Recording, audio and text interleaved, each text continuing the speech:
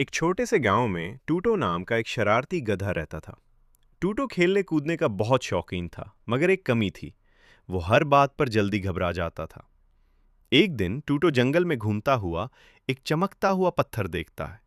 वो चूंक कर कहता है, वाह, ये तो जरूर जादुई पत्थर होगा।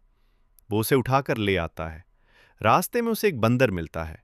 बंदर कहता है, टूटो, तुम डरपोक तो बहुत हो, ये पत्थर किस काम का? फखर से टूटो बोला, ये जादुई पत्थर है, अब मैं किसी चीज से नहीं डरूंगा। अगले दिन जब टूटो एक जोरदार आवाज सुनता है तो डर कर आंखें बंद कर देता है। फिर उसे याद आता है, अरे, मेरे पास तो जादुई पत्थर है। वो जेब टटोलता है, पत्थर कहीं नहीं। टूटो रोने लगता है। अचानक उसके पीछे से वही आवाज दोबारा आती है। वो हिम्मत करके मुड़कर देखता है तो पता चलता है वो तो छोटा सा खरगोश था जो पत्तों में छलांग लगा रहा था। टूटो हैरान हुआ, मैं तो बगैर पत्थर के भी डरने से बच गया।